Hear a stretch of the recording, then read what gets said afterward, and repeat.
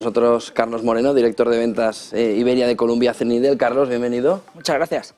También está con nosotros Francisco Rodríguez de Chile, socio director de Lombia Capital. Francisco, bienvenido. Gracias, José Antonio. Y también nos acompaña John Zulueta, director de análisis en iCapital, asesores financieros y patrimoniales. John, bienvenido, buenos días. Buenos días. Bueno, ya tenemos fotografía de los bancos centrales. John, si quieres empezar, ¿cómo queda la política monetaria y sobre todo, dónde están los puntos ahora? ¿Pausa ya y luego pivote o pausa y esperar en Estados Unidos?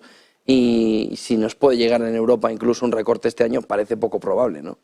Sí, bueno, la FED lo que comunicó la semana pasada es que se va a tomar un respiro en su política de subida de tipos, pero que se vaya a tomar un respiro y que vaya a hacer una pausa no significa que vaya a bajar los tipos, y eso es lo que el mercado está descontando. De hecho, de cara a los próximos 18 meses hay 200 puntos básicos de bajadas descontadas, y la FED lo que está diciendo es: he terminado de momento de subir los tipos, pero los voy a mantener en ese nivel tan alto, ¿no?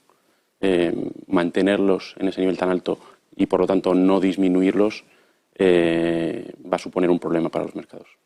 Francisco. Sí, nosotros creemos que al final tampoco tienes tanta visibilidad en el largo plazo, ¿no? Parece que los ciclos se van juntando entre Estados Unidos y Europa. Lo que sí está claro es que el inversor final, lo difícil en este contexto es tomar decisiones en base a factores exógenos sobre los cuales no tienes ningún tipo de control, ¿no? Que es justamente hacia dónde van a ir los tipos en el medio plazo. Quizás en el corto los bancos centrales lo tienen un poco más claro, pero el inversor final, a nosotros no nos ha llegado toda esa certidumbre, ¿no? Y el mercado es verdad que está descontando, nosotros estamos de acuerdo, un escenario mucho más positivo que quizás el que se avecina. De todas formas, para nosotros desde Lombia Capital un poco la conclusión es: hay que tener el control sobre los factores, digamos que los gestores tienen control, y esos son, de nuevo, volver un poco a la calidad y a los fundamentales de las compañías, que en este entorno, a pesar de la incertidumbre, siguen haciéndolo muy bien, ¿no? Carlos. Para nosotros el mercado está, pues no sabemos si poniéndose demasiado positivo, en el sentido de que van a bajar tipos. Si van a bajar tipos, la probabilidad entonces que está dando el mercado a que haya una recesión es más alta. Entonces ahí yo es donde creo que puede descabalgar un poco el tema. Si estuviera por más tiempo en este nivel, efectivamente los mercados no lo asumirían bien. Pero ahora mismo las probabilidades de recesión en Estados Unidos están cerca del 70% a final de año. Entonces la FED lo que ha dicho es que va a parar. Los mercados lo que están diciendo es que no es que va a parar, sino es que va a empezar a pivotar y va a bajar. Y ahí es donde está realmente el dilema ahora mismo. Lo que pasa es que en la pausa ya han acertado los mercados antes que la FED, ¿no? Por lo que empieza a ponerse también en entredicho que el pivote no pueda ser antes, ¿no? Yo creo que todo está ahora mismo, o al menos la FED da la sensación que lo que está pasando en el mercado es que está mucho más cauto por el tema de los bancos regionales. O sea, hay mucho miedo en el mercado, yo creo, por los bancos regionales, porque es verdad que parece ser que se está reduciendo muchísimo la liquidez, se está drenando muchísimo liquidez. Entonces le está haciendo el juego, esta crisis financiera de los bancos regionales, le está haciendo el juego a la FED, y es por eso por lo que la FED ha podido relativamente parar rápido, por el tema también de lo que le está afectando por los bancos regionales. Sí, vemos datos como mercado de empleo, vemos datos como inflación, o sea, la inflación, todos estamos un poco de acuerdo, y por sacar un poco más otro concepto importante a la discusión, ¿no? Nosotros vemos como la inflación todavía efectivamente estamos en consenso que pareciera que esos niveles de inflación han tocado pico, pero la verdad es que tampoco tenemos el 100% de certidumbre sobre eso, ¿no? Entonces, los bancos centrales yo creo que tienen que tener la flexibilidad justamente para actuar en función de no solamente un indicador que está moviendo el mercado con mucha volatilidad, porque si vemos la volatilidad del mercado desde inicios de año, digamos que sigue siendo muy elevada, ¿no? En el corto plazo. Entonces, yo creo que ellos tienen que tener mucha flexibilidad para pivotar según el comportamiento de muchos indicadores macroeconómicos, con lo cual ellos fijan la política monetaria, inflación, evidentemente, digamos, empleo, evidentemente todo el tema geopolítico que nos rodea, ¿no? Yo creo que ahí va a estar la clave. ¿Incluyendo crisis bancaria, John? Un dato adicional que iba a comentar sobre el tema de los bancos centrales, si me lo permites, sí, claro. Es que más allá de hablar de la FED y del BCE, se habla menos medida de lo que hacen el Banco Central de Japón, el Banco Central de China. Ambos dos han estado inyectando liquidez a los mercados, y es una de las razones por las que el mercado acumula una rentabilidad positiva en el año. si va a haber una crisis bancaria en Estados Unidos que afecte sobre todo a los bancos más pequeños, a los bancos más regionales, está todavía por ver, y yo creo que va a depender muy mucho de las soluciones que ponga encima de la mesa el gobierno americano. ¿Cómo veis la crisis bancaria? ¿Cómo puede afectar también el movimiento de la última subida de tipos de la FED? Bueno, eso es lo que yo creo que es la pieza clave ahora mismo. O sea, la FED ha parado, como decía antes, por el tema de la crisis bancaria, y está por ver cómo va a actuar para... Lo normal sería, siendo la FED, si fuera otro banco central me lo creería un poco menos, pero siendo la FED, es que lo hiciera y lo hiciera rápido para poner punto y final a esta crisis. Pero es verdad que parece que el mercado va buscando bancos débiles, y después de uno, o sea, es como una especie de monstruo voraz que no deja de comerse uno, y después de uno va al siguiente, y después del siguiente va al siguiente. Entonces, o hace algún tipo de corte para diferenciar entre una cosa y otra, o se le puede ir de las manos. Y yo creo que no es 2008, ni muchísimo menos, pero no quiere acabar en 2008. Entonces es la clave para que tenga que poner se ha hecho con el First National Bank, etcétera. Entonces, nosotros creemos que sí que es verdad que actuará, y actuará contundentemente en algún momento para diferenciar entre unos bancos y otros. Pero dicho lo cual, a los bancos grandes no les está viniendo nada mal este tema. Es difícil, ¿no? Porque es verdad que hay muchos bancos, incluso en ese medio estatus de tamaño en Estados Unidos, que son muy sólidos. Pero claro, el tema que tiene la banca allí, el problema, digamos, el gran riesgo es que con las malas noticias la salida de depósitos está siendo brutal, la rapidez de la salida de depósitos, y eso debilita muchísimo los balances de esas entidades. Entonces, tú puedes ir a por una entidad, como dice Carlos, que pueda estar de alguna manera muy sólida desde un punto de balance, pero claro, es que el problema que tienes el banco es que tienes un negocio cíclico que depende mucho también de tu pasivo, ¿no? Y si tu pasivo sale de forma muy agresiva, ahí te debilita completamente. ¿Cómo es el escenario que estáis trabajando? ¿Desaceleración, recesión, y sobre todo con qué sectores preparáis las carteras para el escenario que estáis eligiendo, John? Sí, yo creo que la evolución de la economía pintaba ya mal, y con lo que está sucediendo con el sistema bancario americano, pues todavía creo que la situación se ha tornado en más negativa, ¿no? Yo creo que las probabilidades de ver una recesión han aumentado.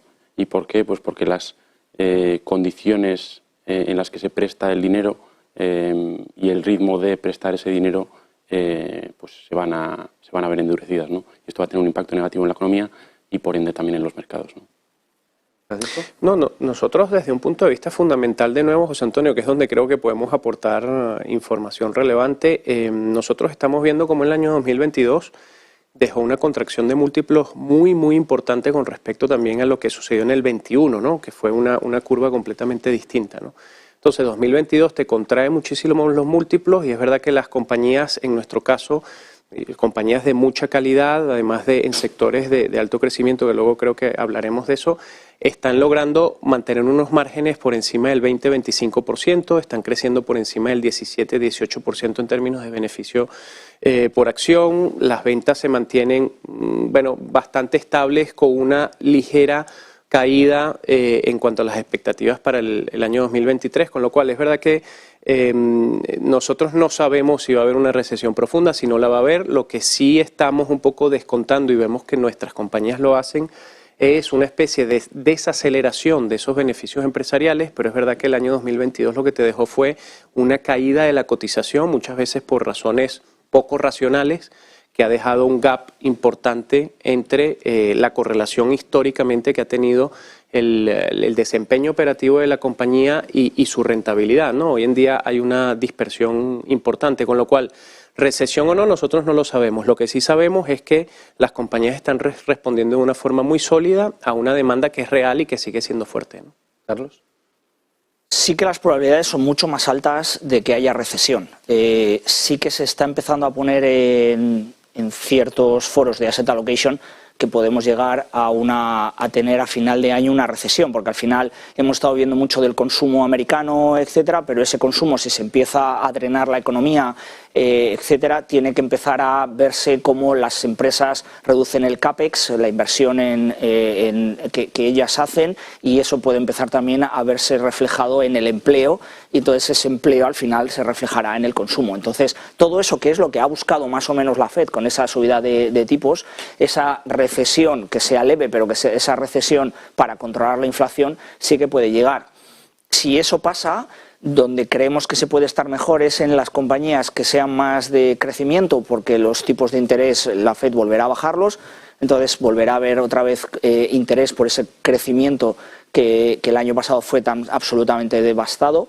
Y por otro lado, las empresas de calidad, igual que lo que ya se ha comentado. Al final, si eres una empresa como Louis Vuitton y en una recesión como esta o en una pequeña contracción puedes seguir subiendo tus precios y tus márgenes se mantienen en el 15 o 20%, pues es algo que puede ser bueno. Por lo tanto, nosotros sí que estamos planteando eso, y luego, para darle otra vuelta de tuerca a tu pregunta, estamos viendo algo más de positivismo en la parte europea que la parte americana de nuestras carteras. Veíamos a BlackRock decirnos que el 60-40 podía empezar a tener poco sentido, ¿no?, en este escenario de alta inflación y tipos altos. ¿Vuestra fórmula para asignar activos cómo es? ¿Se sigue manteniendo el 60-40? Yo creo que el 60-40 yo creo que hace tiempo que había quedado desfasado, y bueno, parece mentira que una gestora como BlackRock se haya dado cuenta de ello en 2023. En el caso de iCapital lo que hacemos es diversificar nuestras carteras y el patrimonio de nuestros clientes, no por clases de activos, sino en base a factores de riesgo, que es crecimiento, duración, crédito e inflación. De esta manera consigues una cartera mucho más robusta. ¿Cómo lo veis, Francisco? Bueno, nosotros es que somos especialistas en lo que sabemos hacer bien, que son pequeñas y medianas capitalizaciones europeas. De todas formas, un poco en la línea con tu pregunta, José Antonio, yo creo que hoy en día tenemos un escenario en donde muchos activos vuelven a competir. La renta variable, la renta fija ya está compitiendo con renta variable, incluso gestión pasiva con gestión activa. O sea, hay ya una normalización. La normalización de tipos de interés lo que ha traído es que muchos activos que antes no eran competitivos hoy empiecen a hacerlo de nuevo, ¿no? Entonces tienes en el mercado la vuelta de esos activos que favorece al inversor, porque al final logras tener carteras más diversificadas, y es importante. Yo creo que ahí Ion tiene toda la razón en el sentido, tú tienes que tener carteras equilibradas y diversificadas, ¿no?, por tipo de activo, por horizonte temporal, y eso es importante. Pero nosotros donde asignamos activos es, digamos, en esas compañías que van a ser capaces de ejecutar su estrategia empresarial sin depender de factores exógenos, sin depender si la inflación se encuentra ahora en el 4 y después en el 6, o si los tipos de interés se van al 5,5 o regresan al 3,5, ¿no? En ese sentido, para nosotros eso es lo que significa calidad y resiliencia, ¿no? Una compañía, que pueda navegar entornos de mercado complejos, porque no dejamos de estar en un entorno complejo, pero sin comprometer márgenes y sin comprometer el crecimiento operativo de la compañía. Carlos.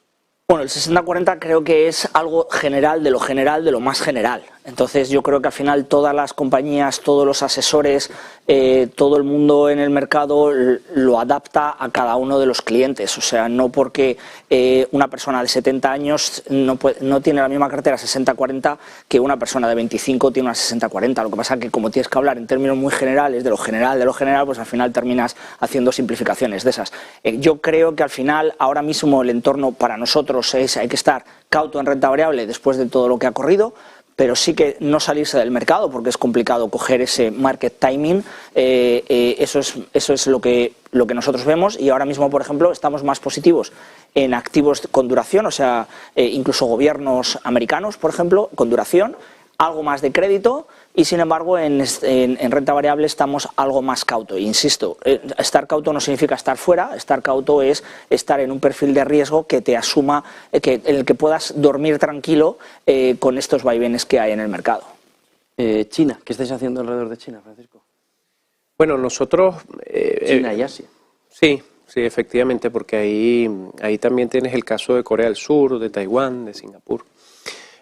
Nuestras carteras están expuestas de alguna forma a la reapertura china. En torno a un 10, un 15% más o menos de las ventas de nuestras compañías vienen de China, y en ese sentido bueno, esto es una buena noticia. Yo creo que es buena noticia en general, estés expuesto a China o no, porque si China estornuda, también lo resiente el resto del mundo, ¿no? Entonces, lo que nosotros vemos es que, bueno, nosotros vemos, es un tema más personal también, porque nosotros no hacemos análisis macroeconómicos para tomar decisiones, pero en este sentido, China lo que pasa es que tiene un plan claro. Otra cosa es que podamos diferir en términos políticos y en términos, pero económicamente tiene un plan claro. Entonces, en ese sentido, si logra cumplirlo, si esa reapertura es una reapertura capaz de seguir elevando el consumo, seguir atrayendo toda la inversión extranjera que de alguna manera el COVID deslocalizó o está deslocalizando todavía, si ellos son capaces de seguir siendo competitivos en este sentido, para mí y para nosotros es una muy buena noticia para que todo el mundo siga beneficiándose un poco de ese crecimiento global, y China ahí juega un rol importante, ¿no? Carlos. Bueno, ellos han controlado muy bien de una forma o de otra la inflación. Con todo esto del COVID, como se pararon, pues al final, aunque solo sea por arrancar esa máquina tan grande, eso es bueno. El primer impacto es para ellos. El segundo impacto, que creo que es para nosotros más claro y más plausible, es el de Europa. Una de las razones por las que nosotros estamos más positivos, entre otras por como valoraciones y tal, en Europa versus Estados Unidos, es por China. Al final, el consumo demandante que tiene, por ejemplo, de artículos de lujo, de artículos europeos, esa demanda se incrementa y, como decía Francisco, eso es bueno para las compañías europeas. Por lo tanto, en segunda ronda, que es para nosotros en Europa, es mejor. En primera ronda es bueno porque que una máquina tan grande se ponga otra vez, se reactive, eso es bueno. Y luego ya para los perfiles que asuman ese riesgo de tener China o Asia en carteras, es una parte que puede ser interesante, pero siempre en su justa medida. ¿John?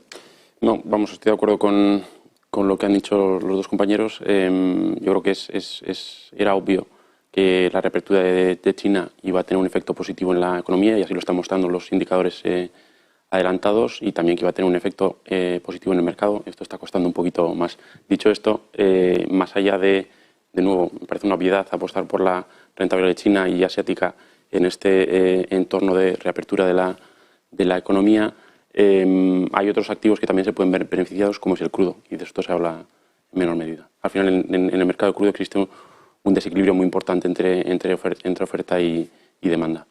Último punto, inteligencia artificial. ¿Qué estáis haciendo alrededor de ese movimiento que puede marcar a largo plazo, Francisco? Bueno, un segmento clave que nosotros creemos que tiene que estar expuesto, porque es que además nuestra sociedad está demandando de forma estructural ya servicios que están muy ligados con la inteligencia artificial. Nosotros tenemos exposición directa e indirecta a algunas compañías que desarrollan en Europa, además. Hablamos de Europa y para reforzar el mensaje que también comentaba Carlos acerca de la ventana de oportunidad que nosotros estamos viendo en calidad en compañías europeas que además compiten con compañías americanas, con compañías asiáticas, pero claro, tienes que tener el tiempo y la capacidad para encontrar esas joyas europeas que son capaces de convertirse en esos campeones del mañana, ¿no? Pero la inteligencia artificial ahí juega un rol importante, y aquí en Europa tenemos también desarrollos tecnológicos importantísimos. Yo creo que uno de los mensajes interesantes de trasladar a quienes nos escuchen es: la inteligencia artificial tiene aplicaciones en muchas ramas de la economía y en muchos subsectores de la tecnología. O sea, tú tienes una compañía que pueda estar operando en ciberseguridad, o puede estar operando en desarrollo de software, o puede estar operando en innovación digital, o incluso en automatización de la industria y de la logística, donde Europa juega un rol importantísimo desde hace muchos años, y allí tienes inteligencia artificial, ahí tienes tecnología. Inteligencia artificial no es solamente lo que estamos viendo hoy en día de hablarle a una máquina y que te haga un informe de algún tema, ¿no? O sea, eso es mucho más amplio, y en Europa tenemos un know-how muy potente en donde hay oportunidades muy interesantes. Carlos. Bueno, siempre que sale alguna temática de estas, todo el mundo quiere invertir justo en la compañía exacta que es bueno, eso, por ejemplo, lo ha hecho Microsoft como lo ha hecho, pero es muy complicado porque al final son empresas más pequeñas a las que el público en general es difícil que lleguemos. Para nosotros, y es algo que siempre que vengo aquí lo comento, para nosotros sigue siendo clave los semiconductores. Al final, las empresas de semiconductores, lo bueno que tienen es que da igual que sea la empresa A, la B o la C la inteligencia artificial de cada una de ellas, lo importante es que al final todas ellas, o la que gane de ellas, va a necesitar de esos semiconductores. Hay muchos semiconductores que son muy conocidos y Nvidia creo que en el año lleva un 80% de beneficio este año, de rentabilidad este año. Nosotros, por ejemplo, no tenemos Nvidia porque nos parece una empresa muy buena pero relativamente cara, y hay empresas más pequeñas que tienen exposición a esos semiconductores, a esa tecnología con las que se puede ganar dinero. Pero lo importante de esto es que la tecnología es muy complicado de jugar haciendo market timing, insisto, en un día o 2 días, y entonces que ahora todo el mundo nos vea, invierta hoy mismo o no. Lo que hay que hacer es un progreso poco a poco, invirtiendo poco a poco dinero para al final crear una cartera que tenga vaivenes de mercado, que puedas asumirlos con un peso relativamente interesante. Para nosotros es muy interesante la tecnología, es muy interesante el sector de los semiconductores, y esto avala todo lo que venimos hablando de los semiconductores desde hace muchos años. ¿John? Y nosotros coincidimos en lo atractivo de esta temática, pero no vemos a los mercados públicos como el mercado idóneo a través del que invertir en inteligencia artificial. Entonces, nosotros pensamos que una aproximación más atractiva es hacerlo a través de mercados privados y, en este caso, a través del venture capital. Y sobre todo a través de gestores generalistas, porque hay muy poco gestor centrado únicamente en inteligencia artificial, y lo que muestran las estadísticas es que los gestores especialistas, digamos que la concentración de riesgo que asumen apenas compensa la rentabilidad adicional que obtienen. Pues muchísimas gracias a los tres. John Zuleta, director de análisis de iCapital, asesores financieros y patrimoniales. Buen día, buena semana, buen negocio. Francisco Rodríguez de Chile, socio director de Lombia Capital. Buen día, buena semana, buen negocio. Gracias, igual. Y también estaba con nosotros Carlos Moreno, director de ventas Iberia de Columbia Threadneedle. Carlos, buen día, buena semana, buen negocio. Muchas gracias. 9:12, jornada en la renta variable europea en positiva. Vamos a